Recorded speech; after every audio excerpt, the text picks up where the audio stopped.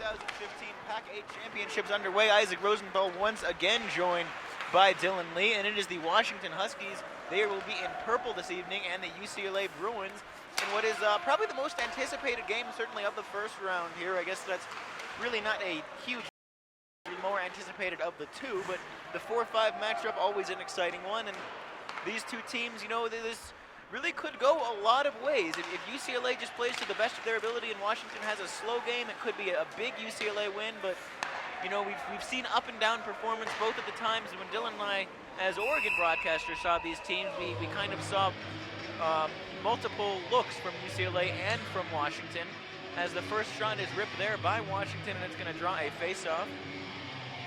Player to watch, certainly for Washington, Dylan. We talk about him all the time. Oh, yeah. I think you know who I'm going with. Yeah, you know, Minkoff is our guy. Minkoff, we feel like we mention him so much every single broadcast, but he has been one of their biggest contributors last year as well as this year. Well, here come the Bruins now after it was a shot ripped by Troy Gasser. Bruins going to collect it. It's Ezra Bernstein that tries to battle there along with Gasser. Now behind the net there, and UCLA still with it. The one-timer is knocked aside there, but that's a good start from the Bruins. 18:53 left in the first period, no score. Keenan Smith rather there with a brief touch for Washington, but now immediately taken by UCLA, and the Bruins coming out hard for the start of this game. And now UCLA again, nice little move there as they tried to get the pass once again back through to Ryan Smith, but weren't able to, and now it's the Huskies moving forward with it. A non-I-5 Cup game. Dylan and I calling with the Huskies involved. Feels a little bit dirty, but it's a little strange, Isaac. But you know, that's what we're here for. We're here to call every single game, and as we can, you know, we're really eager to get out here and learn. Oh well, immediately Ryan Minkoff with his first shooting opportunity of the game, and it was a tough one to stop there for Gabe Elvin. And you might hear the music coming through both the crowd mic and mine and Dylan's microphone. That was absent from the first game, so they decided to make up for it by making it twice as loud in the second game. Ryan Minkoff wins the race to that one, and as he's so often known to do, just kind of skates around the boards with it. So good at protecting the puck is Minkoff. And a hit thrown there, but the Huskies still with it behind the net. And now cleared out of the zone and back in, but UCLA with an opportunity on a 2-on-1. They get the pass over the shot, and somehow that go over the goal. I think it was missed entirely by Daniel Liu, but a great opportunity for UCLA on the 2-on-1. Now here comes Minkoff. Get used to this along the boards. Now actually, wow, he'll break toward the center for Alex Black, and Black loses the puck. Minkoff should have kept with what we've seen him do so many times and just go the whole way along the boards. Not that it was a bad look to go to Black there, but hindsight sees 20/20. Now through the neutral zone, here comes UCLA. It's 28 for the Bruins. That's David Giroux, and Jacob Gilmore are going to have to pounce on it. And they're working on the levels over there in the scorer's box. You know, going to have to go talk to them about that, I think, during the intermission. We might get a little blown out here as far as being able to hear us, but we're glad to be here, you know, and I just got cut down quite a bit. So, well, there we go, and a loose puck in front. And, difficult save for Jacob Gilmore to make, but he's able to get there first. Now Washington just trying to get it up forward, and they do. That's Keenan Smith with it, and the save made. And actually, can you see a number on that UCLA netminder, Dylan? That does not look like a 1 or a 2.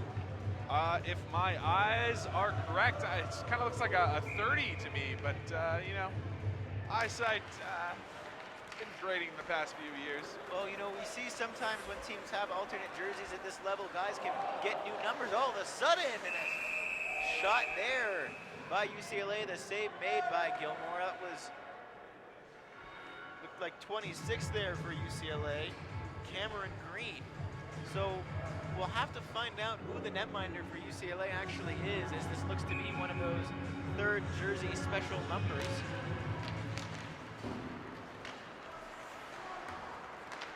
Ryan Vandermoon had it briefly for the Huskies there. Now past UCLA, that just taken by Brandon Shao with the hand, but it's dumped into the corner. Huskies trying to move forward. It's Vandermoon with a little bit of speed. Vandermoon with a shot, and the mystery netminder for UCLA makes the save. And these are the two big players we're going to see in the game. You know, the Minkoff and the Danny Liu, they are fast skaters. They have great hands, but the two netminders are really what's going to be the difference in this game. They're going to be the separation. You know, if they can have great games, obviously, it's going to be good. Well, UCLA trying to break out here. There was a Bruin that took a tumble, but there will be no penalty called. And here is Ryan Minkoff. Ryan Minkoff with a shot that caused a rebound opportunity, but the Huskies not able to get it. Now Minkoff to Vandermoon, who shoots, but that doesn't get through, and UCLA now with possession. Skating backwards in defense is Vandermoon, is number 29 for UCLA. Nick Katzerov, who Matt Koma mentioned in the opening, I should say, mentioned the opening as a player to watch for UCLA, had an opportunity. Bruins trying to work something here, and they do get a great shooting opportunity there, but not a whole lot on that shot from Kevin Lystad. It was a good space, but not anything creative, particularly on the shot itself. You know, I think he was looking a little bit in the past. He tried to slide it 5-hole, but that was just covered. One-timer there, and it may have been a deflection in front there. The original shot came in for UCLA from Lystad. And another one goes back behind the netting, and puck is loose in front. Jacob Gilmore going to have to pounce on that one. 15:06 left, first period, no score.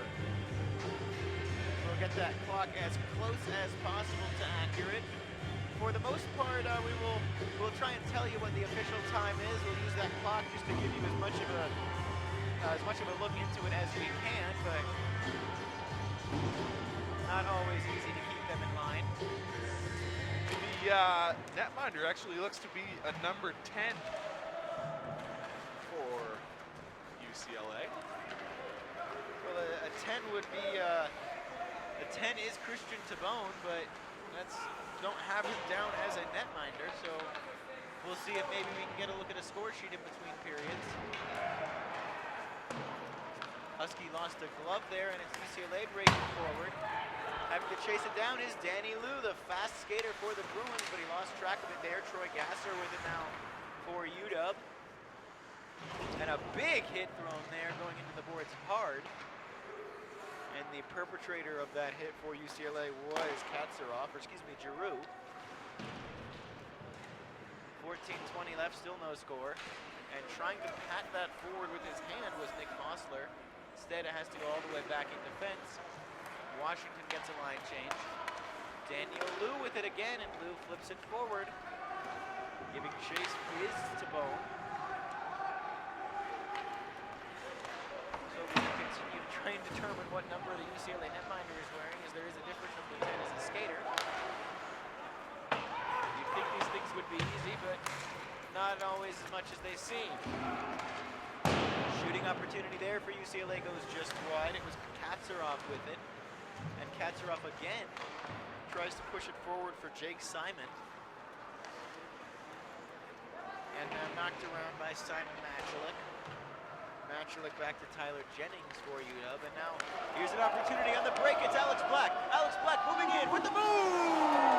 And a great save by UCLA there. First major opportunity of the game, and it comes for the Washington Huskies. Absolutely stuffed on that break, but what an oversight by the UCLA defense to just let that pass go all the way through center ice. Now here's UCLA trying to respond as they try and work something here. Puck kind of bouncing around in front. Now here's another opportunity for Washington to break with speed. Instead, they just slap it towards the UCLA goal as soon as they gain center ice. They'll get a line change, as does UCLA, so a ton of new skaters out there and a lot of fresh legs. Moving in are the Bruins. They try and get it in front, but the pass was not able to be completed. Good look there from Ezra Bernstein trying to find Ryan Smith. And now moving forward for UCLA, it's Mads Keenan Smith, rather. And that would be for UW, not UCLA. Puck bouncing around in front, now goes all the way out of the zone, and it's going to have to be chased down by the Husky D pair of Josh McGrew and Troy Gasser. And Gasser now with a poke forward. It was, I think, barely tapped by 24 Corey Trunk. And UCLA has to play it off the boards. We saw Cal do a lot of that in the first game. Didn't see Oregon do it as much, but you know, one of the things that Cal was able to do where they were effective was play the puck using the boards as almost a sixth skater and setting up passes like that. So we'll see if that becomes a theme throughout this 2015 PAC-8 tournament. Oh, another opportunity for Washington. The shot and a save made, but boy, I think that's got to be worrisome for UCLA because you have the feel that you're the Bruins, like you should be in control of this game. And the two best opportunities so far are for the folks in purple.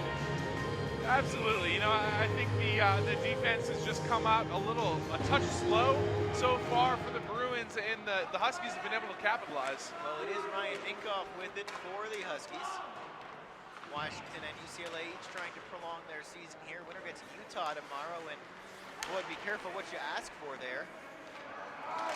Minkoff going for the wraparound. I think he could get there. No. And he went for sort of a wider wraparound. The UCLA goaltender did look a little bit out of position, but no harm, no foul in the long run. It's still scoreless. 11:16 left. We played almost half a period. Where is the time gone? And still no score. Moving up ice is number 18 for UCLA. Would be another case if that was an 18 of a player with a special jersey number on a third jersey. And I think the solution to that was that it was a 28, not an 18. That was David Giroux. Ryan Minkoff with a touch there, but it's taken by the UCLA captain immediately. That is Giroux. And Daniel Liu tries to play it forward. Washington a little bit sloppy on the passes here. Now UCLA moving up for Daniel Liu. Liu couldn't get by Vandermoon there. And puck bounces around in the neutral zone. UCLA is going to take it. It's in those brand new yellow jerseys, and boy, do they look clean. Haven't been through the wash yet, it almost looks like. 10:25 left, first period, no score between the UCLA Bruins and the Washington Huskies. And I think a close game we could have expected, a defensive battle maybe a little bit more surprising. But a lot of time left for that to change in a hurry. And UCLA is still trying to break out here. That one hit the skates of Jake Simon for UCLA and goes all the way down for icing. So far, you know, not a lot of possession either side really tipping. It looks about 50-50 so far. There have been some promising breaks by Washington, but you know, UCLA has had their share of opportunities as well. The official time on the clock, 10:01. So our scoreboard seems to have, or our score clock has gotten a little bit behind. Try and get it manually reset here if we can. 9:46, the official time left in the first period of play. And we'll just pause it at 8:59 and wait till the game clock catches up with that. Dylan with the smart solutions always. Yeah, I try sometimes. And UCLA trying to move out of their own zone here. And they do, but they'll just gain the zone and get a line change here. Troy Gasser goes back behind the net. And now Gasser trying to find Matulek. He does. Then it's Britt Kokok. Back to Matulek. The shot rebound was there for James White, but it wasn't quite a long enough rebound. And UCLA with the start and stop move there. Ezra Bernstein with a nice skating play. Bernstein still with it. Now he skates backwards with it. Still with the puck is Bernstein, and trying to do maybe a little too much, but it comes from a one-time shot for number 15, Kevin Lystad, not able to put it home. UCLA starting to get it going a little bit here, but here comes Alex Black. Alex Black, the Corey James of this year, combining with Ryan Minkoff and doing a lot. We saw him play very well in the lone Husky win of the I-5 Cup against Oregon, combining with Ryan Minkoff in that one for a game that did not fit the pattern of the rest of that series. UCLA still trying to move it in. There was Kevin Lystad. Puck is bouncing around in front, and Alex Black's going to go and get there first. Knocks it back, though. And it's Vandermoon with it. Alex Black trying to get it to Ryan Minkoff, and why wouldn't you if you were a Husky? That pass, though, a little bit too far in front of Minkoff from Tyler Jennings. He's got to go all the way down to get it, and then leaves it back for Jennings. Jennings with a nice move there. That was pretty. And he tries to find Minkoff through the forest of skates and is not able to do so. And now all of a sudden, it is Katsaron for UCLA with an opportunity, or excuse me, Giroux. I will get those two straight by the end of the night, or perhaps by the end of the weekend. Nice move, half move there from James White, rather, excuse me, and ends up passing it back to the teammate. And it's Bone with it. That shot goes well wide. Puck behind the net. Looks in front there. Nice diving play to get it out to his D-man, and what a save from Jake Gilmore. That, Dylan, is the Jacob Gilmore that you and I remember from last year. Oh man, that was flashing the glove on that one. He saw it all the way through the forest of bodies right through his glove. That's kind of something we've seen absent in the play of Jacob Gilmore so far this year. And we talked about it a little bit, you know, could be a little bit of the chemistry in that last game against, in the I-5 Cup. You saw Jacob Gilmore kind of feeding the Minkoff, and he's been a big player for him this year. Boy, and if you're a fan of narrative, let's say Washington wins this game and pulls the upset tomorrow, and Oregon is able to take care of USC tomorrow, we could have ourselves an I-5 Cup in the final. Now, I think we're getting a lot ahead of ourselves there, not just a little bit, but it could happen, Dylan. Meanwhile, what does happen is an icing against UCLA. So 6:43 officially left in this one. And the music not quite as loud as it was earlier. I think they're starting to hear themselves out in the box there. Hope that we continue to get that music. It seemed a little absent in the Ducks game, didn't it? Yeah, you know, it was a little quiet out here as far as anything playing over the PA. No real voice or any real rhyme or reason to the game, but the fans really made up for it. They were loud and raucous out here for the last game. And Ryan Minkoff falling over a UCLA Bruin there as he tries to get his stick. Not something you want to see for UW. Anytime you have Minkoff out there not able to be effective. And it's UCLA with the puck. They gain possession. It's Ezra Bernstein. Bernstein now looks a man behind him. Instead, he'll keep the puck. Bernstein shot, pass, and loose in front somewhere. The whistle blows, and the referee emphatically saying that the puck was played, I think, with a high stick, and he's going to bring the face-off all the way to the neutral zone. You know what I think it is the puck was grabbed out of the air by one of the UCLA Bruins right in front of the slot, and before he put it back down on the ice, turned around and threw it towards the front of the goal. So I think they're going to call that one, as you know, I could guess, but I think they'd call that just maybe a hand pass there. Yeah, a hand pass. You know, Bruin they did that. Lucky that he was called for just a hand pass. We talked about what at least they've been doing at the NHL level briefly in our previous game, really cracking down things on like delays of game for either clearing the puck out or even closing your hand on the puck. We've seen a lot, but no call of that sort to be made. Just the hand pass infraction that brings the whistle to the neutral zone, and Gilmore has his arm raised, and we'll get the icing here.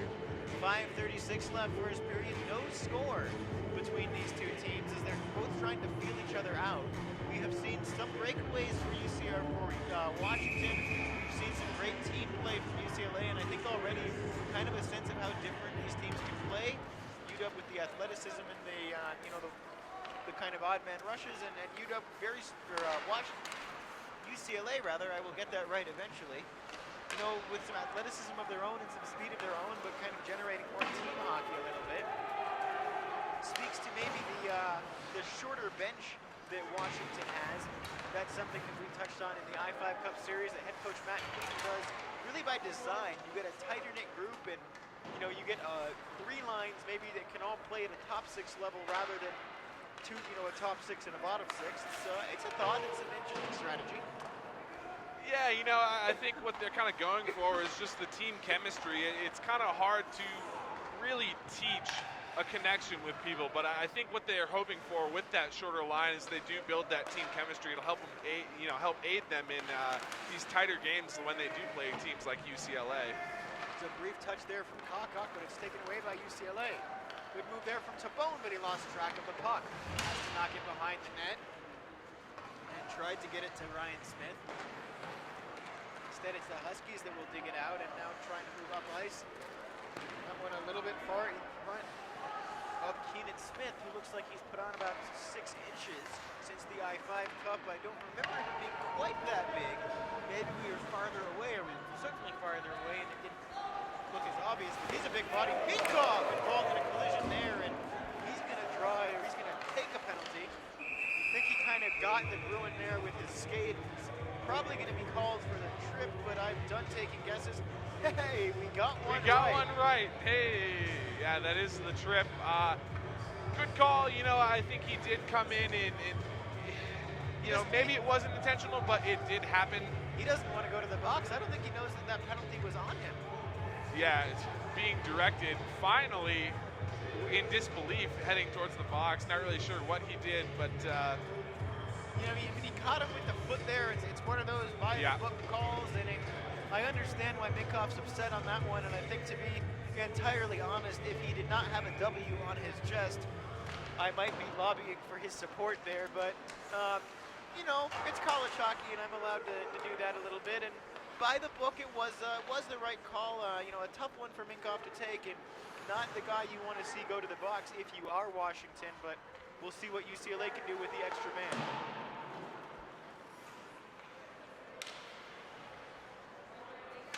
Still moving behind the goal. Now a slap shot, and that was deflected. Nice job by Tyler Jennings getting in the way of that before it got anywhere near his goaltender.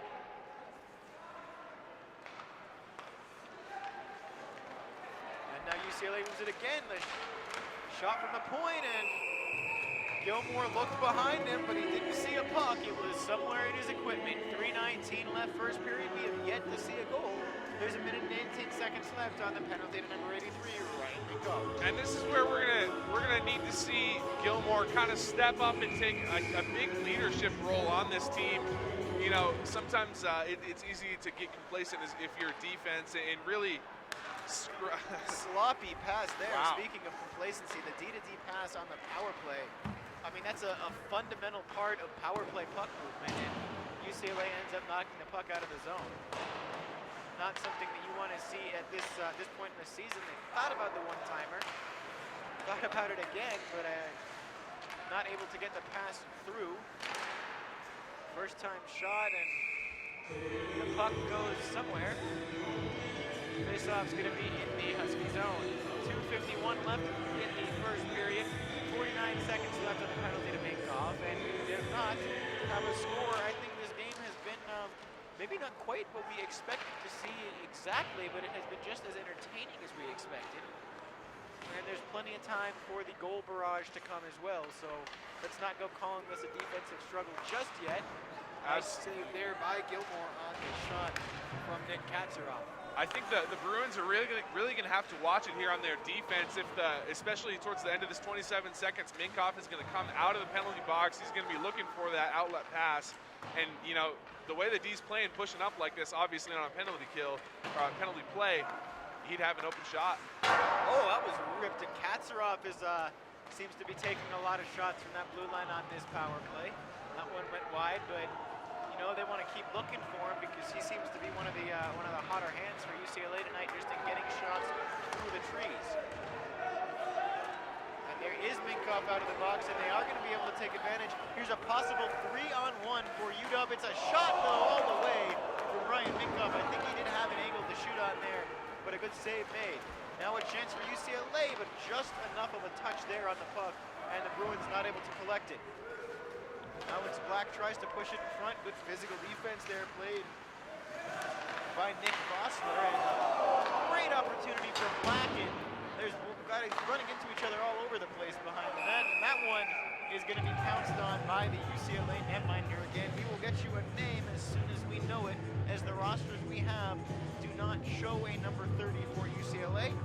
You know, from what I remember when seeing UCLA play before, all they had was Gabe Elvin in the net, as far as I remember. Minkov on the rebound off the side of the cage. UCLA does have names on the back of their jerseys, so we'll have to make a point of moseying on down when UCLA leaves the ice. cannot see. There's not very big names, so we can't see it from here, but it does look shorter. It might be Elvin and not Shice. We will see.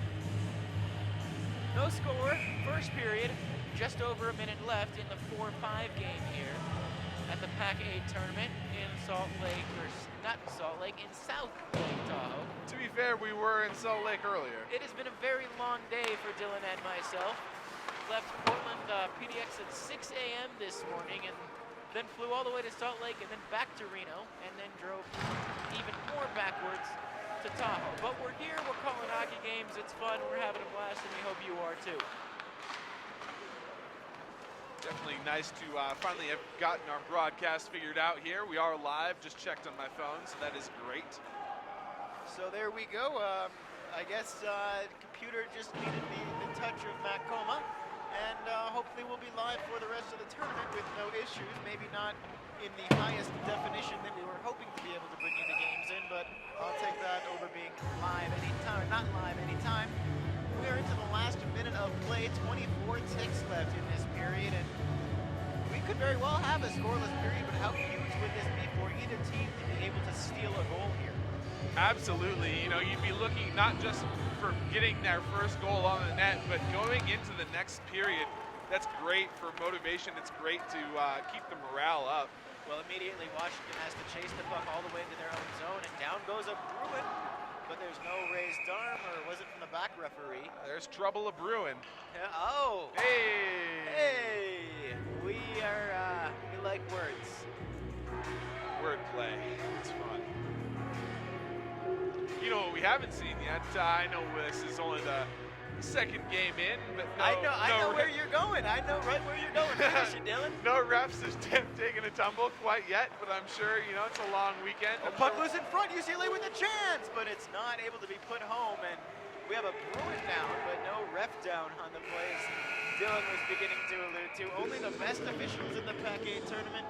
We played 20 minutes of hockey. We have no score between Washington and UCLA. We will take a quick break and try and figure out who in the world is playing goal for UCLA, because whoever it is has had a great first period, as has Jacob Gilmore. We'll be back for the second very shortly.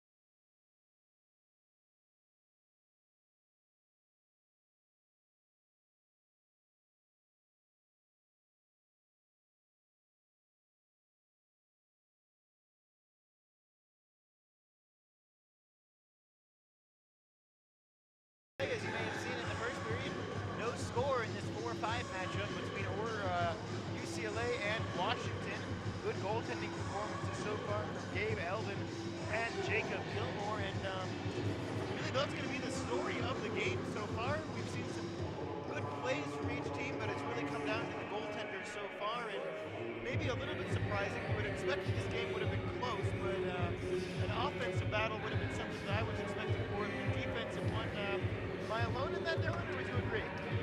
No, yeah. It's strange because both teams have had up and down games in the games we've seen them, but I definitely did come into this game expecting it to be a shootout, and that's not what we've seen so far. It's been all defense. Of course, there is twice as much game left to play compared to what we have already played, so maybe you and I will see that shootout develop, and I'm glad whoever it is watching us on YouTube tonight, I hope that you enjoy the game, and I hope we can put a good one together for you. It's been a great first 20 minutes as we expected it would be. Very clean game. We saw Ryan Minkoff take a penalty. That's about it for the penalties I can think of. Not really many whistles to speak of in that first period. It seemed to fly by. Yeah. So we'll see if the second period maybe gets a little bit chippier. We were talking about this off air during the break, and Dylan and I, those of you who don't know, we are the Oregon commentators, and Oregon is a team that has been involved in physical play, sometimes responding to physical play of the other team, sometimes maybe initiating it, but we have seen physical play from both UCLA and Washington. One thing we've seen from UCLA, we've seen Wes Barnes, who will start on the deep air here, literally try to start a fight in the handshake line, but not much physicality out of either one of these teams. We do have a penalty coming up, so so much for the no whistles. Might be a different period altogether. They're looking at making this one interesting. Well, it was a raised arm from the referee, so we thought a penalty rebound opportunity, and there is no penalty was actually called, but the referee definitely had the arm raised. They will fool us like that every once in a while. And down goes Vandermoon. So we haven't seen any refs take a spill, but on this slippery ice, Brandon Vandermoon does so after sliding the puck off. Going to give chase behind the net there was Simon Matchalik, and now falling down who's a UCLA player, so that's a theme 30 seconds or so into this second period. Maybe some slick ice still, maybe they could have let it set a little longer after the Zamboni went around. Or maybe players just catching edges into unrelated incidents. Only time will tell. Puck is thrown in front there and couldn't get deflected at the right time. Now here comes UCLA. With a little bit of speed there is Giroux. Well, Katzeroff, the one time I call him Giroux, it wasn't actually Giroux. Giroux is the UCLA captain wearing 28, and a little bit larger but similar playing style is number 29, David Katzeroff.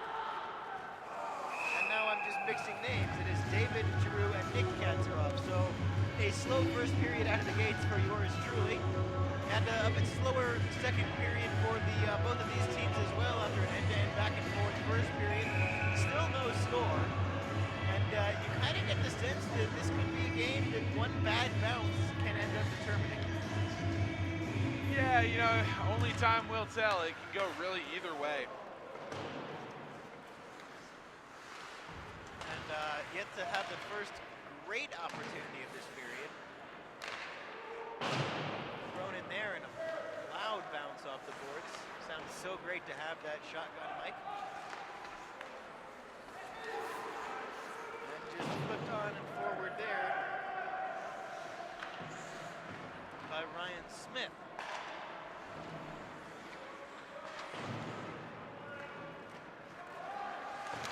And trying to keep it in was UCLA. They're unable to. It's a 3-on-2 break for Washington. They try to get it in front. They had an opportunity to find James White, but couldn't get him. Oh, and taking himself into the boards there. He's a UCLA Bruin number 16 on the play going down. That was Jeremy Mao, name we called once or twice in the UCLA-Oregon series. That long pass to nobody in particular, and it's going to be corralled by Washington.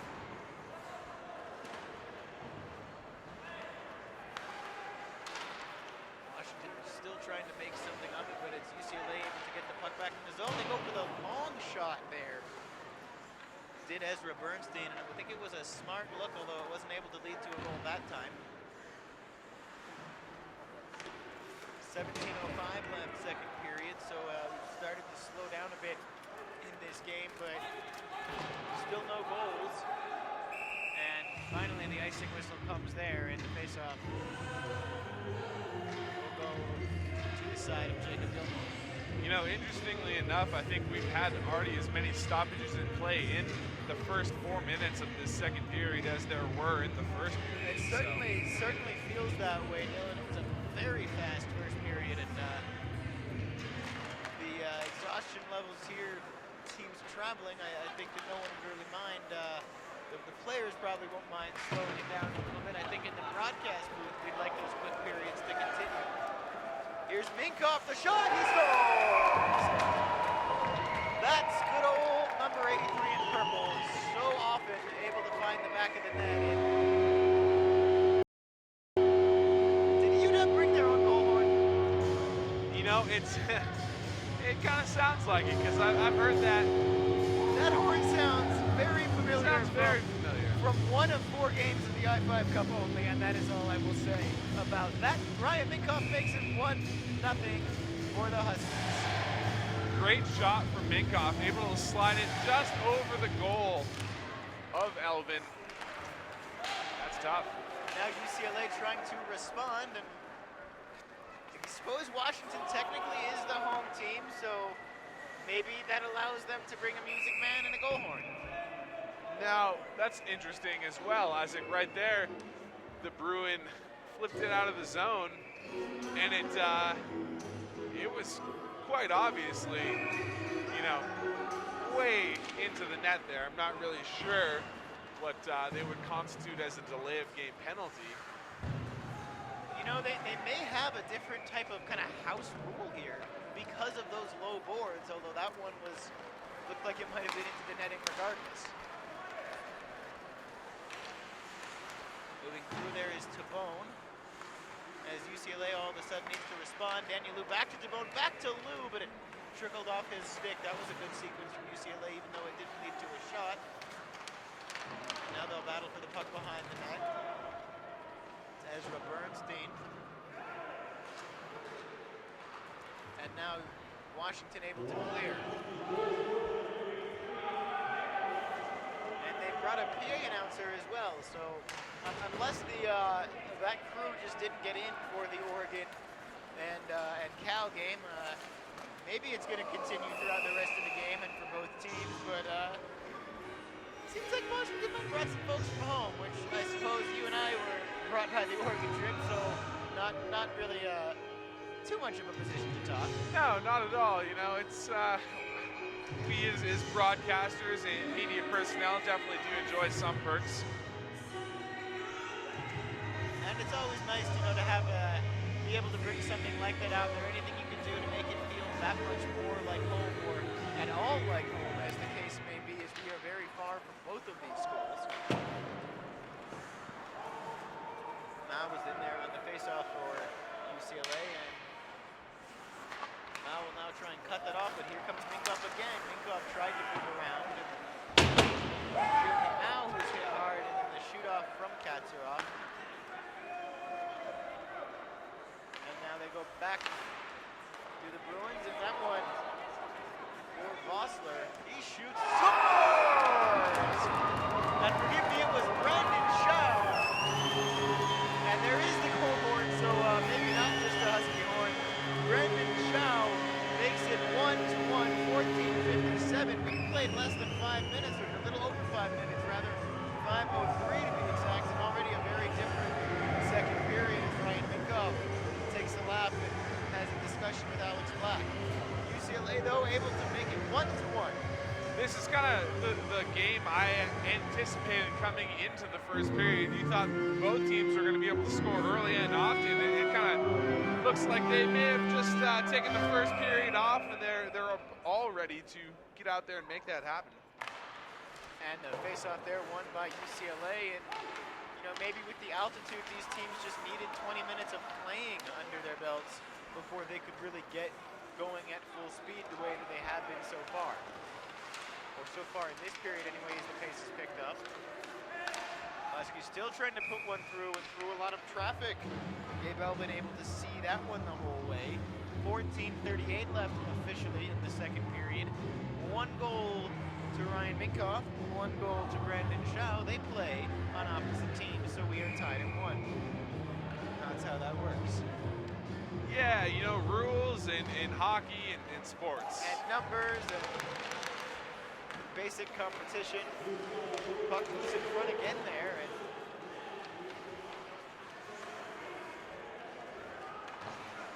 Bernstein with it for UCLA. Oh, dangerous giveaway in front, and that one thrown too far in front could be icing.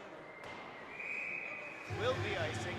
Those icing calls have been coming a solid second after I would expect them to, and it's throwing me for a loop because it would not be the first time that I've been confused over a hybrid icing call or non-call, and some of these are just coming late, adding that much more of a wrinkle to it. You know, it's strange. It seems that the refs tend to wait until the puck reaches that. Oh, bit of a hustle and bustle in front of the UCLA Bruins net. Oh, that's a good opportunity there.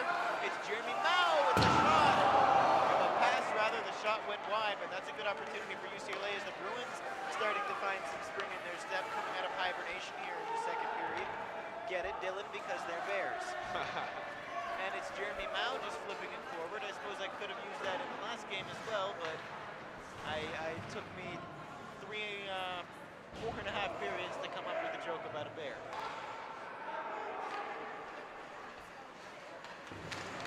Falling down in front of net there is a Husky. It's Troy Gasser, who's a little bit slow to get up. And it looked like it was a Husky on Husky crime that led to that collision. And now falling over Gilmore is a UCLA Bruin, who was then helped on his way down by Braden Kokok. And we talked about it in the break. We expected to see more scoring. We expected to see more physicality. And all of a sudden we are seeing both. You know, someone down there on the bench must be tuned into us. I don't know how they're getting their internet connection. Maybe we can take some pointers from them, but it's strange. All of a sudden, both teams are really getting out there, getting really physical, and both teams look really great. Well, face-off won by UCLA. The puck goes behind the Husky net. Bruins trying to do something with it to take the lead here. Flip there by Potluck. Oh, that's a big collision there. And now Giroux instead the pass. What a good play though from UCLA. It may not have been rewarded with the goal, but it was worth a shot. Huskies going to try and break up ice now. They have Ryan Minkoff available on the far side boards if they do get to him. Instead though, the pass too far in front. No ice, and no ice again, says the linesman. So very confident in his decision there. And that one, you can hear it very well, hit the stick of the UCLA netminder. 12:41 left, second period, reaching the halfway point of this one. Very good game, 1-1 the score, and certainly a closer game so far than we ended up seeing in that Cal Oregon game, but even that game was pretty close for the first 40 minutes. Puck rolling around behind the net there, and UCLA is going to try and take it up ice. Asking for the puck was the goal scorer, Shao. And offside, called by the linesman right on it.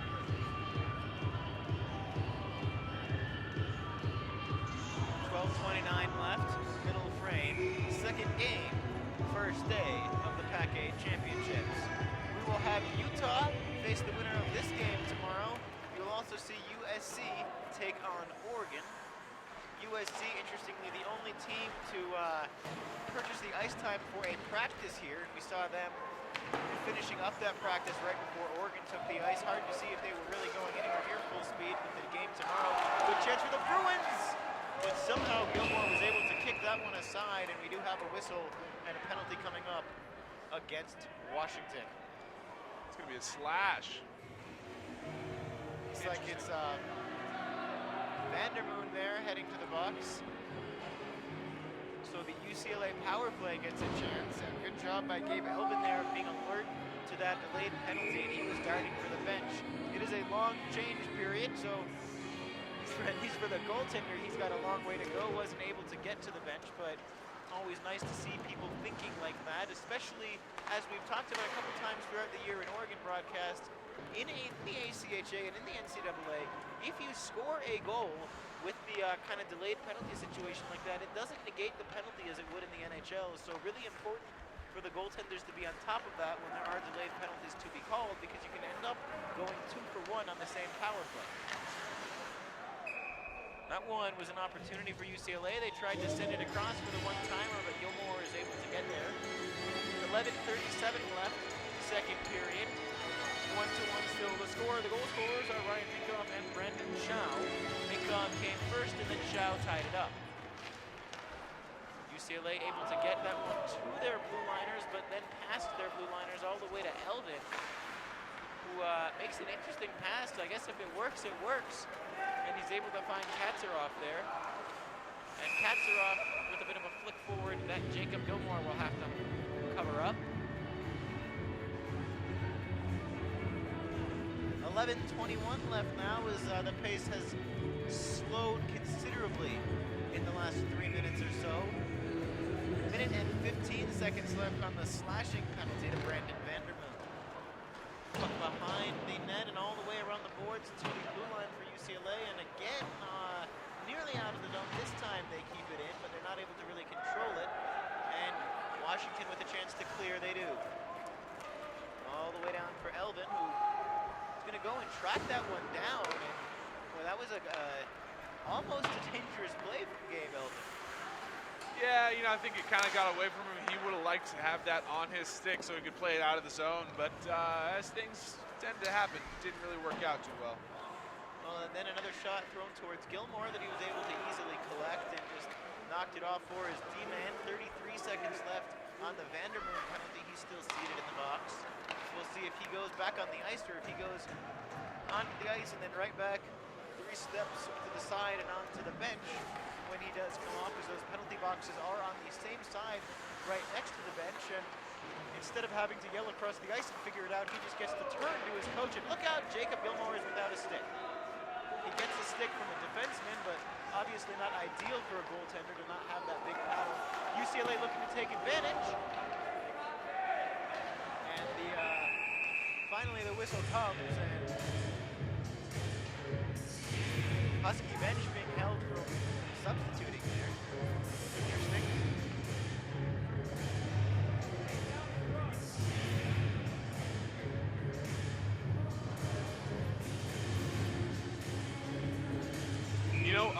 What's interesting is what is the rule there? Would the player have to make contact with the ice when coming out of the penalty box, or could they just hop back over? You saying could he just have gone over the I don't know, I'm assuming he's got to make contact with the ice. But making assumptions is what gets me in trouble. Puck squirts out of the zone, and now trying to break up ice with it is Corey Trump. As I'm losing a headset here falling off my face. There it is again. Huskies try to get the one-timer in the middle there, and now UCLA with a chance for a 3-on-2, but sloppy passing is going to ruin that one as it's too far in front of Brandon Chow. Jake Simon will go to collect it. Excuse me, those were 2 throw-ins. Simon Matchel, the 17 I was looking for. And Vossler now. Shot from the point by Katsaroff, didn't get all the way through. UCLA with it in the corner. Now they go back to Katsaroff, who shoots it again. Still not all the way through cleanly. And Giroux with it. And that one fully out of the zone. Linesmen both in agreement. That one was deflected, so no ice. Washington with a line change. Trying to move around the Husky there is number 15, Kevin Maistad. And the shot, and another great glove save by Jacob Gilmore. And that's a good sign for Washington that Jacob Gilmore is playing like the Jacob Gilmore that you and I saw last year, and not so much the Jacob Gilmore that we saw in the first 3 games of the I-5 Cup. Oh, definitely.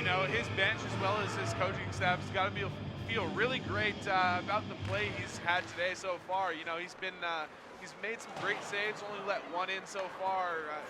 just like the Bruins, but Gilmore has been looking amazing.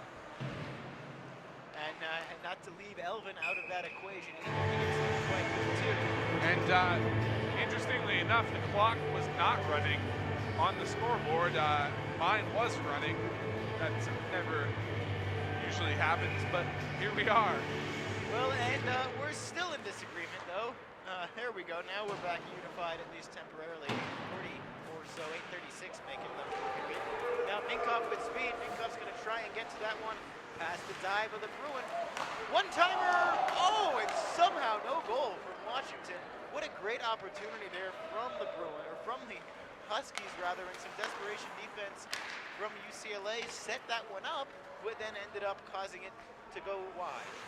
8:14 left, 1-1 still to score. The goal scorers are Brendan Shaw and Ryan Minkoff, and that one cleared the length of the ice for icing, which, again, the arm is up on these icings, and they're almost waiting for the puck to, like, hit the back wall and then come back out before they call them. You know, we're talking about a loss of really half a second to second. It's not a big deal. Yeah. It's a little bit confusing.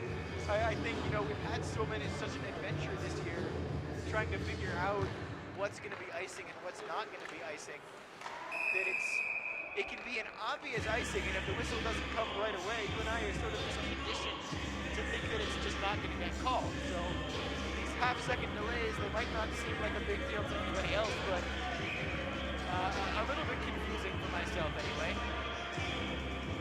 I'm right there with you. Nice shot block there, and it might start a rush for UCLA. Instead, it just forces the Huskies to go back into their own zone. Now they'll collect. It's Cockdock with it, but he had two Bruins close in on him. Zach Putlick with a brief touch there. And now back to the point again. That shot, good save, Elvin. Now it's Ryan Smith with the shot there. Or excuse me, still not Ryan Smith. Well, it's Keenan Smith, so that was close. I should have left off the first name and gone only with the surname, as each 19 tonight is a Smith. How about that for convenience? There's the shot and the goal! UCLA takes a 2-1 lead on the goal from Cameron Green. 7:11 left, second period, and the UCLA fans are excited. The UCLA team is excited. They take a 2-1 lead. Oh, that was great offensive play by the Bruins. You know, it's been back and forth as we kind of expected it to be. It's really anyone's game. Still, Huskies can come back and get one more in the back of the net, but that was solid offensive play and offensive mind by the Bruins. Now, you know, it's interesting. We talked about the UCLA has been involved in a lot of up and down games this season, Dylan. When they played Washington previously, when we were talking to the folks up at UW, when the Reds went up there for that half of the I-5 Cup, they said that both of the times they played UCLA, they controlled the first two periods, and then UCLA would come back and win in the third, which was very interesting to you and I, because it was the exact opposite, really, when Oregon played UCLA. It was the Bruins coming out looking like they were going to get the win at the Lane County Ice Center until the third period, when Oregon was able to collect, or to correct their mistakes. So this game, you know, obviously it's a one-goal game and, you know, never over, but we could still have a lot of hockey to develop here. And both of these teams, you know, with third period histories against each other, we could see the physicality start to pick up as well. Puck behind the net for UCLA as they're trying to expand on that lead. That one will not be icing. Nice job there to get it to Drew, and we've got a penalty call here going against number 15, Tyler Jennings. Jennings, a player who was not on my roster in Seattle, so he was mystery number 15 for a long time, until one of the nice locals told us that his name was Tyler Jennings and his infraction is 40. 6 minutes and 8 seconds left. UCLA leads Washington 2-1 in the 4-5 game here.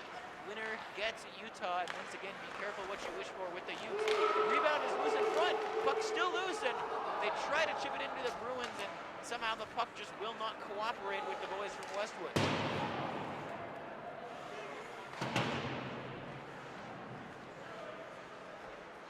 UCLA still trying to make something happen. A minute 38 left on the penalty, so plenty of time left for the power play unit for the Bruins here. And we'll see, Washington only has one, two guys will go and give chase to that. And now Washington going to get a chance to set up in their own zone and maybe go for a breakout here shorthanded. Instead, they will forego that thought and just clear. But still some pressure from Concock, just like we talked about Oregon doing in the last game. Not really pressuring the puck with the intent of doing much, but just enough to make UCLA think about it, and sometimes that's all you need to do. Here do come the Bruins, though. It's Katsaroff. Katsaroff, strong skater, had a shot that gave a juicy rebound from Gilmore, but not able to get home. 4:57 left in this second period, and setting up for a great finish here from South Lake Tahoe. Shot comes through. Gilmore up to the challenge. 4:47 left, 2-1. Dylan, what are your thoughts? You know, if you're the Bruins, you'd like to get one more goal before the second period ends. Obviously, you'd want to go up with that 2-goal lead. It'd be great for morale, but how big would it be if the Huskies came back and got that equalizing goal? Oh, obviously. That you'd be back to anybody's game. Would be huge, and I don't think this is by any means a game being controlled by UCLA right now. They've maybe started to take a little bit more ownership of the game than we saw either team do in the first period, but still kind of your standard one-goal game. UCLA may be looking the more likely team to score next, but how many times have we seen weird bounces change the complexions of games, and even in instances where it's not a single elimination tournament, it can change a playoff series in a hurry with just one weird bounce, and then especially with the single elimination, as we have a linesman deciding to pick up a stick, and he looks like he wants to play a puck. Just barely broken right at the, looks like could have been a low kick point stick there, and just snapped right in half. And he will just, the linesman's going to set that stick on the boards. I'm sure he's going to shelf that one. Yeah, that's how things work in hockey. Hockey known for being a very peaceful sport, for those of you new to it. Maybe not so much. 3:33 left, 2-1 UCLA the score. And the whistle, and now we'll get that stick dealt with. That was pretty close to me. I think number 16 here, is that Mao for?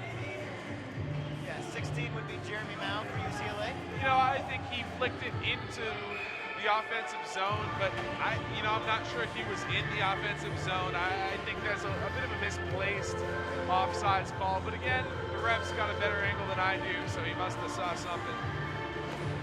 Well, Ryan Minkoff is booted from a face-off there. Tyler Jennings took it in his place. And Minkoff battling for the puck now with Shao, or Nick Vossler rather. Oh, nice move, another one. It only leads to a pass to the corner there, but Jeremy Mao really putting on a show there. They try to go for the one-timer to UCLA. They still get the puck. Another one-timer. That one rattles off the glass. And now the long pass for UCLA. Washington. Here's Black. He shoots, he scores! 2-2. And Dylan, this is more what we expected. Absolutely. Coming into this game, we didn't think it was going to be very defensive at all. And coming into the second period, obviously that's changed. Both teams scoring often and a lot more physical than we saw in the first period, you know, with that probably a little bit of a miscue there for the defense if you're UCLA, but, you know. And you know, it's interesting that the second time tonight we've seen Alex Black make that exact same play. He wasn't able to get the goal the first time, but what was that? In about, I think, like the first 5 minutes of play or so, he had a very similar opportunity, and the speed that he has, You know, you can fall into the trap of thinking that you're playing the Ryan Minkoff show when you play Washington, and I suppose to a degree you are, but Alex Black is certainly none too shabby himself, and he's got some wheels. His goal very similar to the goal that Ryan Minkoff scored. Speaking of that duo, they nearly had a 2-on-2 opportunity there, but couldn't quite handle it cleanly, and now Troy Gasser is going to have to take the puck all the way back behind his own net.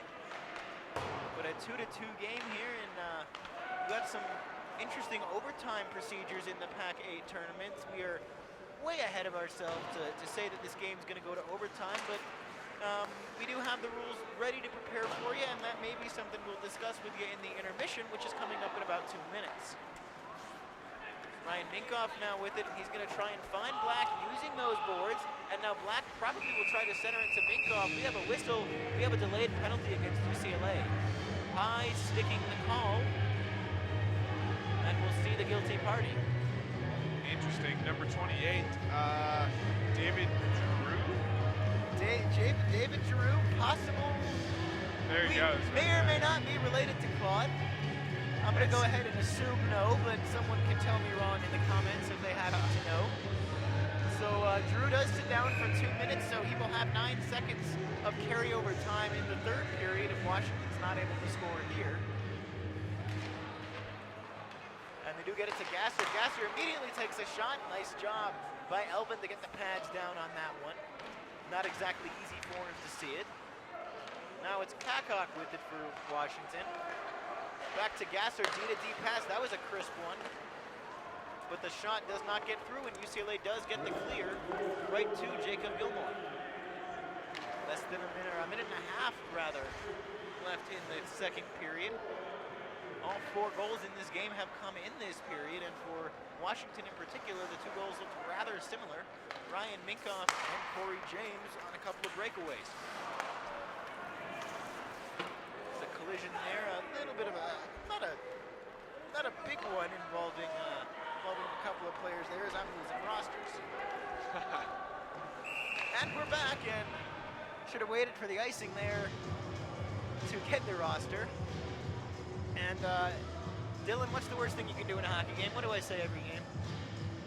You know, we say many things, many games, but no. I mean, icing the puck on the power play, oh man, it's not good. It's not good. One of the cardinal sins, I believe you like to say. I do like to say that, and it does remain the case. UCLA with a short-handed shot there, and we've got another whistle coming up. We've got another penalty coming up. We've got a hooking call this time, and it goes against Washington. So that's what happens there, and all of a sudden we've got a pizza delivery up to the booth here. You know, there have been quite a few, and the clock's counting down for some reason. Been quite a few calls behind the play tonight. You know, not many right on the puck, not too physical right on the puck, but I think you can handle that with chalk that up to maybe the fast skating between the Bruins and the Huskies. Both of them like to skate out and try to work their soft hands as much as they can. So, you know, interesting. A pizza delivered to us by Oregon captain Patrick Scarlata. We'll see maybe if Patrick is willing, we might have a little discussion with him in the second intermission. That's coming up in 33 seconds with a 2-2 score. Ryan Minkoff will take the faceoff against Jeremy Mao for UCLA, although I think Matt Cleaton wants a discussion, wants an explanation on that call. And now we're going to get some comments from the referees to the UCLA bench. So we will have to see. We mentioned both of these teams. We haven't seen them play each other, obviously, and we haven't seen a big sample size of their games anywhere else. But when they played Oregon, both of these teams were involved in some chippiness. And as this game gets closer and closer and the stakes get higher and higher, perhaps we'll see some of the same. You know, I think that's a pretty safe bet, especially when, you know, it's a tie game. Both teams have played strikingly similarly, both in the first period and the second period, you know, both coming out lackadaisically, and then second period, both of them really pushing down the pedal and trying to score as fast as they can. A lot of goals coming in this second period. I think tempers are really going to flare here as, you know, they're really matching in play styles. More Pizza. pizza. Pizza being brought up to the box. But I definitely do think that's a safe bet as one of these teams is going home tonight with their similar play style. You know, it's got to get pretty frustrating out there when you know what's coming and you just can't do anything to stop it. And still not entirely sure what this discussion is with the referees, as they're still talking to both benches here. I don't know if there's some kind of a miss. That does look like there's another penalty that's been put up on the board. It's number 6. You know, it gives us time to work on our conjecture, Isaac. Always something very, yeah, it's a desirable trait, I suppose, in media. Well, let's see what we've got here. We have 1, 2, 3, 4 Huskies and 1, 2, 3, 4 Bruins on the play. No clock. And once again, we have no clock running, so as Ryan Minkoff handles it with Corey James breaking in front and scoring! What a goal there, and that is the combination play of Ryan Minkoff and Corey James, and they can do so much, or excuse me, not Corey James, I am just used to saying that. That is, of course, Alex Black, as Corey James not playing this season. And nobody's going to catch this one at all. None of the refs really see what's going on here. The clock bled down to 19 seconds with not one person on the ice really realizing what was happening. I can guarantee that I was on point with my clock that time. Well, you're right. They're not going to adjust it here, so interesting. the Ryan Minkoff and Alex Black combination goal in the twilight zone. We do have a running clock now, though, less than 30 seconds left in the second period. Washington jumping out to the 3-2 lead with 2 back-to-back goals there. And we'll see if they're able to add something. UCLA trying to break up the ice, but Minkoff intercepts. Minkoff skating backwards into his own zone. 12 seconds left now. It's going to maybe be one more chance for him. He fakes a shot, makes a move. Tried to go around, and Elvin's going to cover that one, and well, now they'll let the clock bleed down, and I think that you could almost have seen them putting a second or two back on with the way that worked, but maybe the referees knew that they had missed one before, and they will just let it bleed down. So after 40 minutes of play, Washington leads 3-2, and all 5 goals coming in that second period, much more like what we thought we would see this game develop than what we saw in the first. We will take a quick break, and we will be back with you for the third period of play shortly.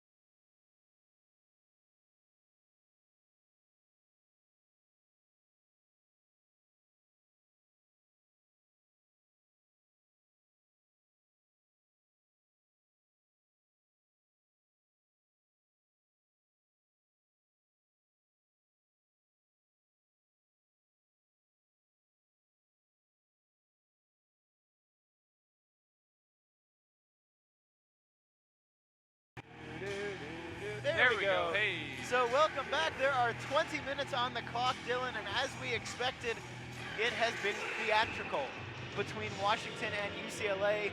3-2, all 5 goals came in the second 20 minutes of play. I think you and I have had a nice little snack. Had Patrick Scarlatta and Chris Stankovic and company bring us some pizza and opened up one of the pizza boxes. There was some pasta.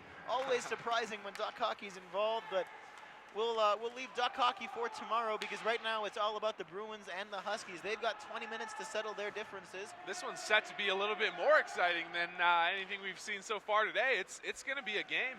It certainly looks that way. Now, I did get a chance to speak with Huskies head coach Matt Cleaton during the break, and he said that discussion that the referees had with both benches toward the end of the period had to do with the clock and it not being started and stopped properly. So what they had to do, because there was penalty time on it, was basically just adjust that at the break. So if you were paying incredibly close attention and you happened to catch it as the camera panned across, you might have noticed different times. I probably wouldn't believe you, to be honest, if you told me that you had picked up on that on your own. But they did take a couple some time off the penalties, and the only man still in the box is Kakak for the leading Washington Huskies, and they get the clearance here, and that's going to not just about do it. Excuse me, you've got 24 seconds left still on the penalty. So a big chance for UCLA here. That we talk about the carryover power play maybe not being as big of an advantage just because the penalty-killing team is so fresh. But big opportunity for UCLA here. They're going to want to really push the pace. Now we also talked about third periods in this series and with UCLA in general. When they play the Huskies, what we heard in the when we were up in Seattle was that the first 2 games between these two teams, Washington led after 40 minutes, and then UCLA came back in the third. It was the exact opposite when Oregon played UCLA. So they're no strangers to close games in the third period, are these UCLA Bruins? No, not at all. And I think they're definitely well equipped to come back. It's only 1 goal deficit, and it came right at the end of that second period. I think the Bruins are feeling pretty good. They look like they have their legs under them. They've been skating fast, so I wouldn't be surprised if we see some fireworks toward the middle or the end of this third period. Well, we've got a face-off at center ice there. And it goes all the way back toward the UCLA goal, and Bruins in possession of the puck. There's Daniel Liu, one of the faster skaters on the ice, but he is knocked over by Braden Kakak. UCLA, though, still with the puck and still with the opportunity to equalize this game. Tabone. Oh, and there was an opportunity there. I'm not sure that how easy the pass would have been, but at least from this angle, it looked like maybe David Giroux could have laid it off for Daniel Liu. As it is, though, still 3-2, still 17:51 left in the third period as UCLA enters save their season mode. And we talked about this a little bit in the last game, how we didn't really think Cal looked like they were trying to save their season. Dylan, look at that UCLA bench. They're almost all standing. Absolutely. This is where the Bruins are really going to see, who's ready to play in this game. And some contact off the play there. I don't know if you caught that, Dylan, but I kind of almost expected to see an interference penalty, but there was no call, so we do play on. Yeah, it's not really getting too chippy on the puck as we see quite a few players just kind of bodying up their opposition. But towards the back of the puck, it looks like a lot of the players, a lot of the defenders are trying to make things happen ahead of time. So it's nice to see that the players are looking ahead, to where the puck may be in advance, but they're getting caught for it. Yeah, when there's Minkoff and he goes down, and that one will draw a penalty. I think a trip. We'll see. All right, let's see. Drum roll, please. That's the second time we've seen that today where it looked like a trip to me, and the cross check was the call. That one I was a little less sure of the trip because it is on that part of the rink where, from the broadcast perspective, I have to look through Dylan, through our cameraman Josh, and through the camera itself, and the angle just isn't very good. So hard to really see what happens in there without totally leaning forward and risking knocking our whole table off. Not to mention falling off the platform here. Quite an interesting setup we have here, actually. Josh and AJ just kind of threw it together, and it's working perfectly. It is, and we certainly thank them for all their hard work. While we had other things to attend to before the game involving keys to vehicles, and that was not resolved until after the game. But all's well that ends well, and no missing keys for the Duck hockey team. We do have a delayed penalty on the play. So Jacob Gilmore darts for the bench, the extra attacker on, but a very brief period for the extra attacker, hooking the call made by the referee Levin. You know, he likes to really over-accentuate that hooking call. That must be his favorite. It's almost like watching, when you watch a referee, an umpire in baseball, with a really satisfying third strike call to watch. I mean, he really goes out there and he really reaches and then he reels it back in on those hooks. I mean, it's pretty fantastic. Taking a seat though for UCLA, the trailing UCLA Bruins is Ezra Bernstein. We've called his name several times tonight, not in the penalty department yet though. And we'll see what Washington can do. This almost might be one of those opportunities on the 5-on-3 where you just want to take as much time as possible. And the time and the exhaustion factor for UCLA almost a bigger of more importance rather than the goal itself. And you know, you can definitely see it right there. The object there of really holding the puck, passing it around, is to get all the defenders to scrunch in around right in front of the slot and create some opportunities to mix things up, as you see that they'll start to do right here. It's hard to keep spread out and keep the pressure on defense. Well, it's Vandermoon and Gasser on the points here. Ryan Minkoff in front. Oh, they try to get it. They do! Get it to Alex Black. I won't call him Corey James that time. And he makes it 4-2. Still a one-man advantage for Washington, and that is an enormous moment for the Washington Huskies. You know, this is a team that had to kind of back into the PAC-8 tournament, and all of a sudden now they are in a very strong position to play on day 2. You know, it's super early to think about this as they're only down 2 goals, but you got to think if UW, the Huskies, can make it through this game, they've got to be riding pretty high into that Utah game. You know, we have seen them, you know, play up and down, but if they are on a game, they could make it a challenging one for the skating Utes tomorrow. Yeah, you know, and who knows? I think it's got to be it's interesting psychologically for Utah. We talked about the absence of Arizona State in this series as we are trying to figure out how to clear a penalty from the scoreboard. That is a tough one if you haven't used the board before. We've adjusted the time to zeros, and I think that will do just as well. And off the board it goes. But, you know, the psychological aspect for Utah, you come into this thinking, okay, well, it's going to be respect to the other teams. It can be a 2-horse race between us and ASU.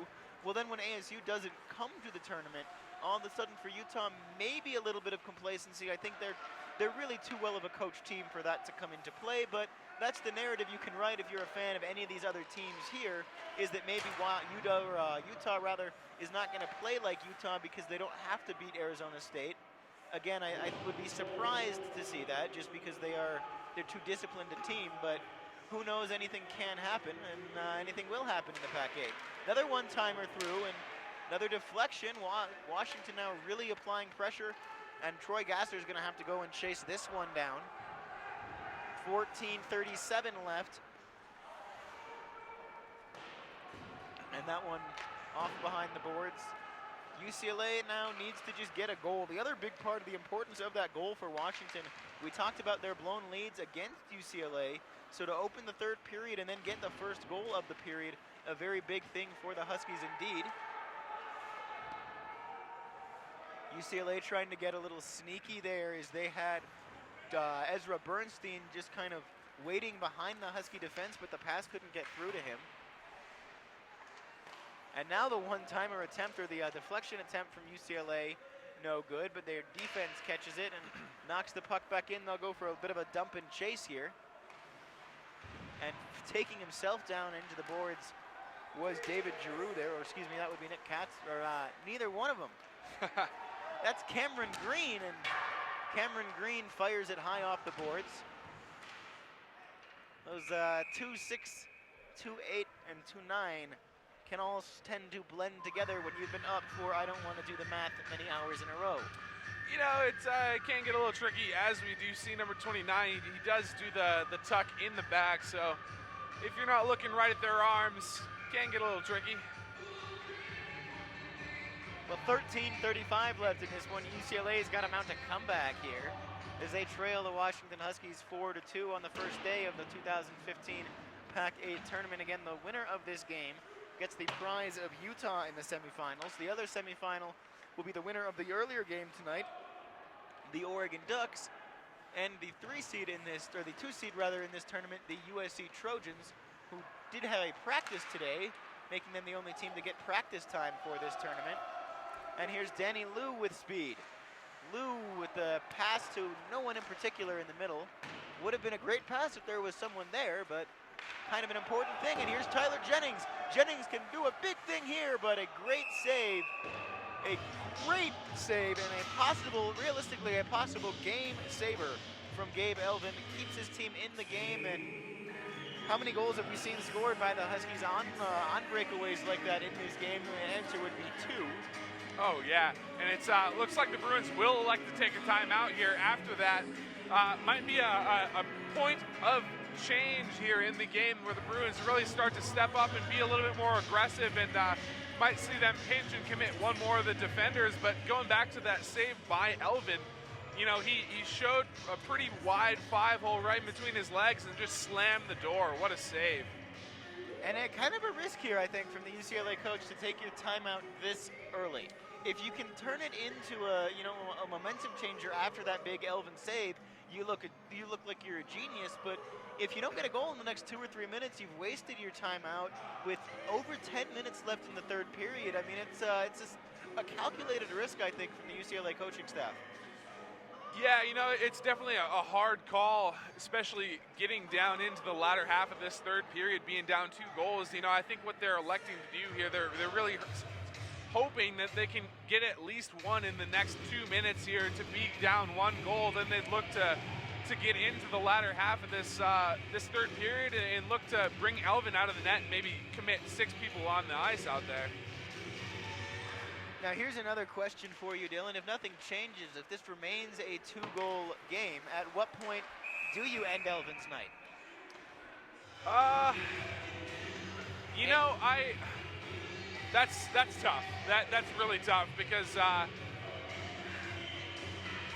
you know, you don't want to do too early, obviously, because UW can be extremely aggressive, especially with the breakout pass. We've seen it time and time again where they get Alex Black or Ryan Minkoff right through the center of the ice and he's wide open off to the races. You know, that's something you wouldn't like to happen with 8 minutes left in the period, but I'm thinking, you know, maybe 3 minutes left, you can start looking for that.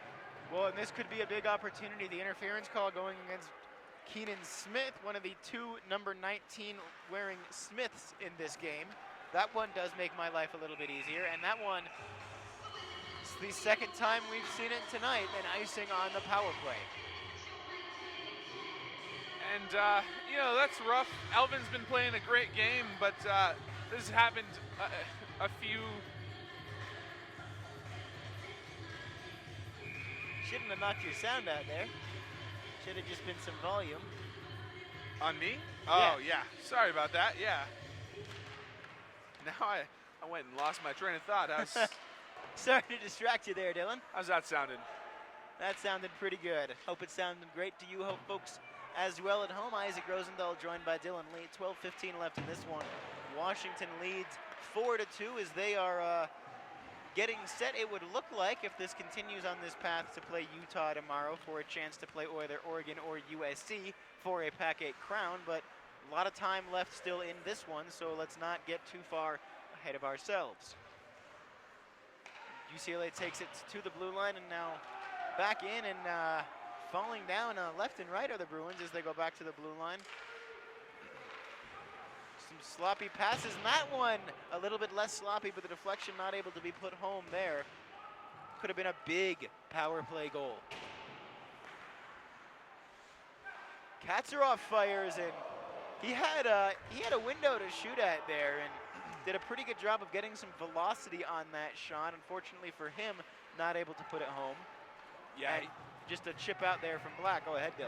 No, yeah, I was just going to say he had a wide window on that, and Gilmore just barely got the blocker on it. Even still, there were, you know, wide spaces below and above his blocker. Well, a great skating move there from UCLA, Ezra Bernstein, and we've seen him do that little start and stop several times tonight. That time, though, he wasn't able to direct it to Kevin Lystad's stick.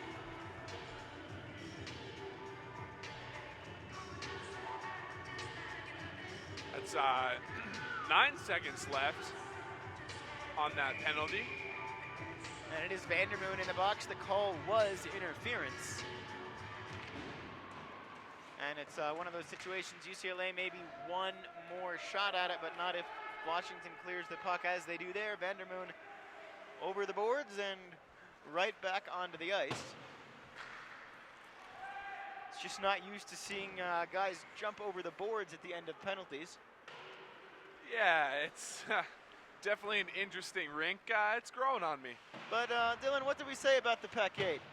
Anything can and will happen. Anything can and will happen, and everything has happened tonight. Although we have seen the officials in this game do a good job of staying on their feet. Meanwhile, here's a 2-on-1 break if they really hurry for UCLA, but not able to get back on the play in time was Cameron Green. And now it's going to trickle all the way back into the Bruin zone. Vossler plays it for Green, who tried to find Tabone. And falling down behind the play there, Tabone and Jennings got tangled up with each other. Jennings lost a stick. No player really seemed to blame the other one there. And that shot, Gilmore thought about playing it off to a teammate, and on second thought said, no, I'd actually like that one back. You know, on that falling down, I actually saw Jacob, give him a little pat on the back saying, sorry, I pulled you down. You know, a bit of a goofy moment there, but no harm, no foul, no bad blood between the two.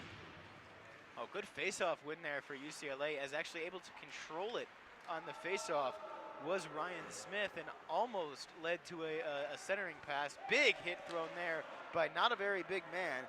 Josh McGrew got the better of somebody bigger than him, and then a kind of an awkward collision behind the play. That puck almost went over the netting here. That would have been a new one.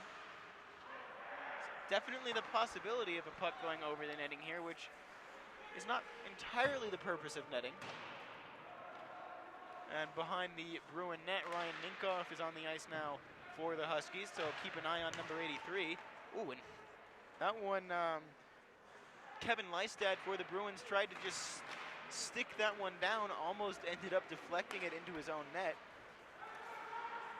As Daniel Liu takes himself down. Still with the puck are the Bruins, and still with the puck is Liu, and now it goes all the way to the point. Vossler with an opportunity, trying to find the puck and just turn and fire are the Bruins, and really at this point, they're doing a little bit better job of that kind of desperation game of just throwing anything on net, and eventually maybe something will go in. Not if they're that cleanly handled though by Jake Gilmore. 8:22 left in the Bruins season if nothing changes. And this is kind of what I thought was going to happen towards the end of the third period. Gilmore definitely a key player in this game. If they were going to win this, the Huskies definitely needed to have a great game out of Gilmore. He has been, he's tended to be a little streaky in and out throughout the games this season, but he's looked good tonight. Hey, but if you're a streaky goaltender, how great is it to start a hot streak on the first day of the playoffs? We talked about it, and should they get that upset against Utah, who knows what they're going to do against Oregon or USC. They have definitely beaten Oregon, and now we have some scraps, and this might be more than just roughing penalties here. Gloves have not officially been dropped yet, but this is we got two different tangos going on here. One of them involving Vandermoon and, oh, look at that. Bit of an instigation there. Is that Ezra Bernstein also involved? We might see some folks, wonder what the referees are going to do with this one. You know, that's interesting because we might see some of the doors closer to us open up. And doesn't look like it though. More importantly, would you see if it does tend to keep going chippy like this and progress even further?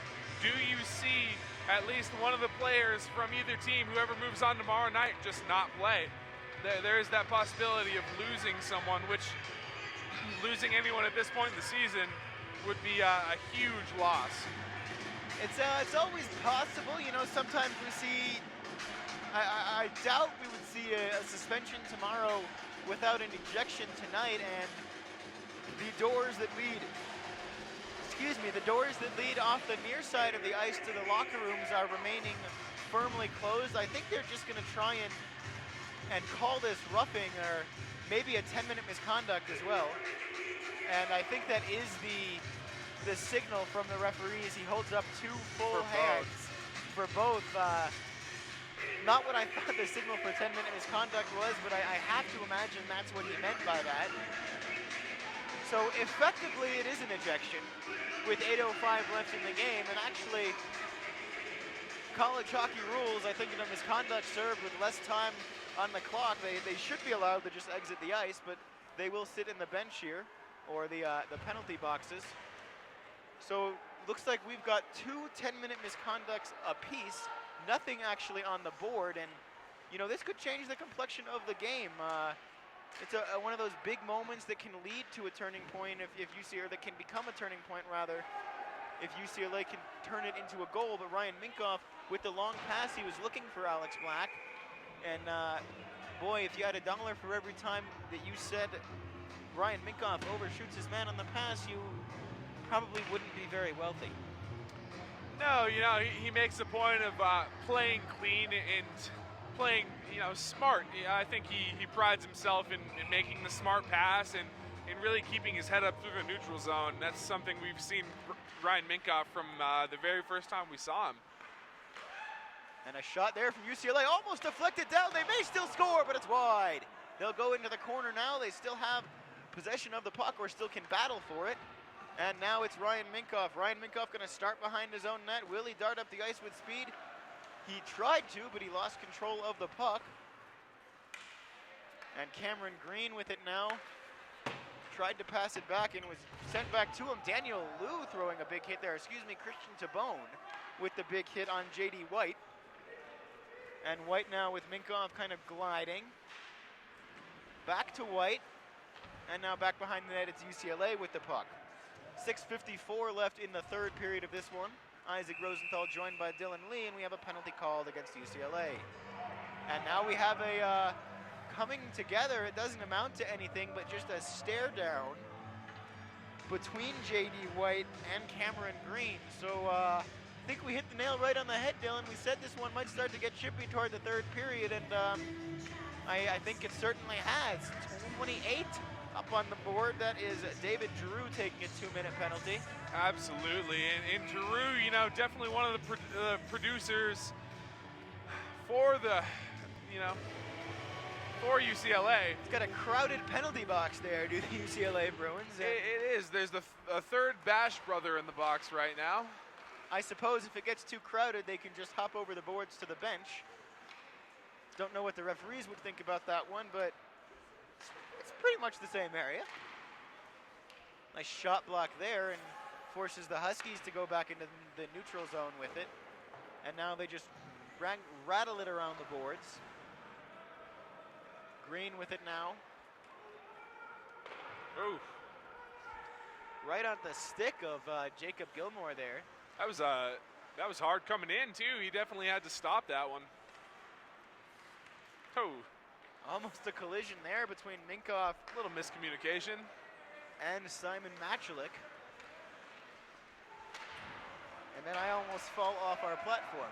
That would have been an interesting sound for you folks at home. We've got a delayed penalty coming up, and here comes the call. You know, Dylan, I think if I make it through the tournament without falling off this platform, it's going to be a personal victory. Oh yeah, you know, we definitely have limited space up here. Every single square inch is cherished, as we don't really have a set broadcast booth, but again, might as well keep this as a set broadcast booth, though. Exactly. I mean, yeah. No, they we got some help out. They really did a great job on this platform here. Nice job there, just to get a skate to that puck. Stop directing it to Bone. Fired, and for a moment I thought that had gotten by Minkoff. Another shot from UCLA and another one by Minkoff.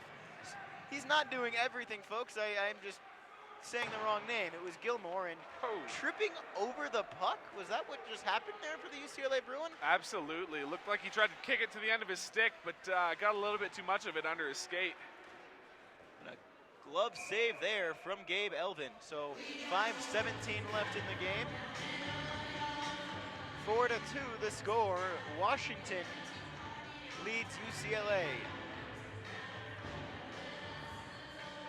And this is the Huskies playing the type of hockey that they want to play at the time of the year rather that is most important. Going to be very interesting to see if they do hold on for the next 5.5 minutes or 5:16. If they do hold on, will be interesting to see them tomorrow against Utah. What a save by Elvin. Yeah, Elvin, you know, for a goalie who is down 4-2 and in a potential elimination game, Elvin has not looked half bad at all. It's just kind of been beaten by a couple of breakaways where it was just one-on-ones, and that was what there was to it. Now the Bruins with a chance, but they can't get the pass in front. It was Jeremy Mao. And Husky bench was very vocal about something there. I think they were just trying to get a change. Also, believe I heard a half buzzer there. I don't know if someone just leaned on the wrong button in the scorer's booth. Would not be the first time as a shot block there. Almost deflects off the skate of Braden Kokok right into the face of the referee. But crisis averted. As UCLA is still trying to sneak it through. They're trying to get these deflection goals, and they're really trying to score any way they can, and that's exactly what you need to do now if you're UCLA. That one fired through, rebound! Out loose in front, and now J.D. White goes to get it in the corner. Clock is just being eaten up here by the Huskies, and as we mentioned in the previous game, we've reached the point in the game where it's going to start to move very fast for the folks from Westwood and very slow for their counterparts from Seattle. Clearance there and a penalty coming up. There's the whistle, and we'll wait for the call. Checking from behind the call. Now that's always a penalty that you have to pay attention to how many minutes they give it. That one can very easily be 5.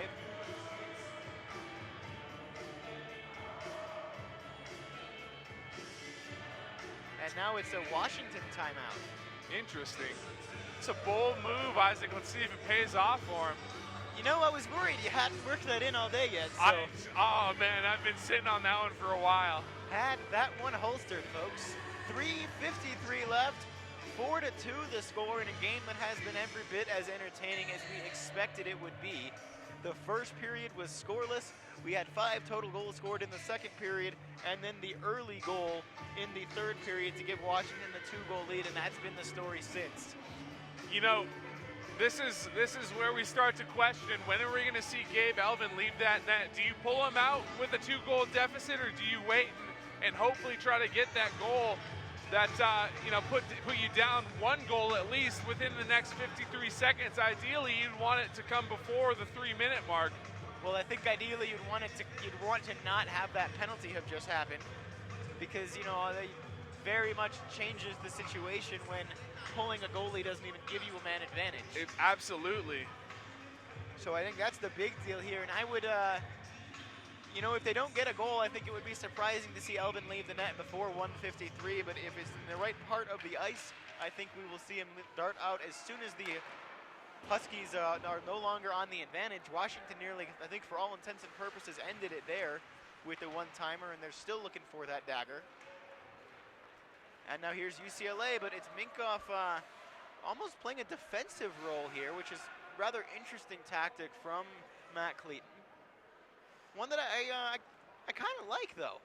Have a guy in that position, just be able to stand behind the net as he did before he passed it off for Gasser. Somebody with speed who, if he wanted to, could have just taken it himself, but now Washington all of a sudden stuck. They can't get the puck out of their own zone. 3:13 left, and we will start to keep an eye on Elvin, although I believe we'll see the penalty to Ezra Bernstein have to be served first. Just it doesn't quite seem practical to take the goalie out, and almost wonder if maybe Washington is hanging around in their own zone, trying to tempt UCLA into doing so. Yeah, you know, they're definitely trying to take, as we hear some some fans not too excited with their lack of play in the last 3 minutes. They're definitely trying to take some time off the clock as I'm interrupted again by that one fan booing. He's into it though, so.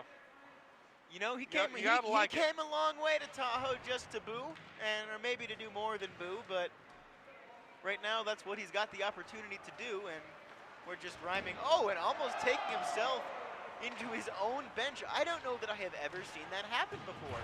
And I suppose it didn't quite happen, but that was close for Gasser. The shot from UCLA, and boy, that one was very close, almost going 5-hole on Gilmore. That would have made this a very different and a very exciting final 2 minutes. We may still see something like that. There's 11 seconds left on the penalty to Bernstein. Gabe Elvin is standing attentively, but not starting to the bench yet, and now he's going to have to firmly remain in his crease as here comes J.D. White. White now is skating backwards into the neutral zone, and here it goes to Gasser, and you're right, Dylan, just time coming off the clock, and that's music to the ears of the Washington Huskies. You know, dogs have great senses of hearing, and that music must be very sweet for the Huskies right now. 1:34 left in this game. 4-2 lead for the Seattle natives, the Washington Huskies, and that one chipped up into the bench. 1:25 left, and depending on where this faceoff is, and I think, yeah, Elvin's going to the bench.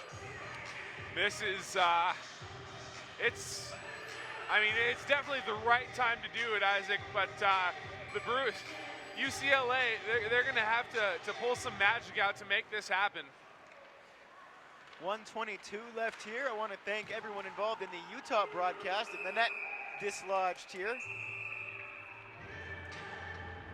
Want to thank all the help we've had from our friends in Utah, particularly Josh on the camera, and Matt Coleman, of course, AJ, for helping us get set up. My color commentator tonight has been Dylan Lee. My name, of course, is Isaac Rosenthal, and a thank you too to each and every one of you who are joined us, even if you were sticking it through the choppy broadcast in the first game. I think we got our internet a little more sorted out in this game, and hopefully we'll have smooth sailing for the rest of the tournament. Washington leads 4-2 with 1:15 left. The UCLA net is gaping. So stranger things have happened than a 2-goal comeback like this, but all Washington has to do is really get sustained possession of the puck. Puck is bouncing. They don't score. Oh. That was almost a blown moment for myself, and boy, what a job there by Jacob Gilmore. How much more can you say? Jacob, I mean, he jumped off his skates to be able to snatch that out of the air and cover it right up. I mean, that had potential. That was dangerous. And now, if that had gone in, there would have been plenty of time. Interesting. Did UCLA just try and skate with 7 players? Yeah. It's now that, Dylan, is a bold strategy. That is a bold strategy. You know, that's. And it did not pay off because Washington knows how to count to 7. Not fooling these refs or their opponents at all. Here it is to Ketzer off the shot. And another save from Gilmore. And the 7th attacker comes out again for UCLA. We'll see if somebody returns to the bench. Now they do, so keeping things at the scoreboard almost turning off there. Keeping things at the legislated number of players. Face-off goes again. If Washington win the race, they can end the game, but they can't get to that one. And we almost have some music, so all sorts of things going on. Ooh. And here it is, Tyler Jennings, unless he absolutely blows it, which I suppose you could call that doing. Had a chance to ice the game there, put it off the side netting. There's 29 seconds left and a penalty maybe. Yeah, it's going to be a hook. You know, there wasn't really much of a hook there, and I think that should have been put into the back of the net, obviously. Wide open. He wasn't playing him too tough, obviously being mindful to not take a penalty, but here we are. Well, good job there to not take a trip. I think if that's called a trip and it would have been a penalty shot, I think that's a given goal from the referee. Is it? Very few circumstances which that can happen, but throwing a stick at an empty net would be I think a trip into an empty net kind of penalty shot, maybe as well. Is this? And I think that they've given the goal for exactly that reason.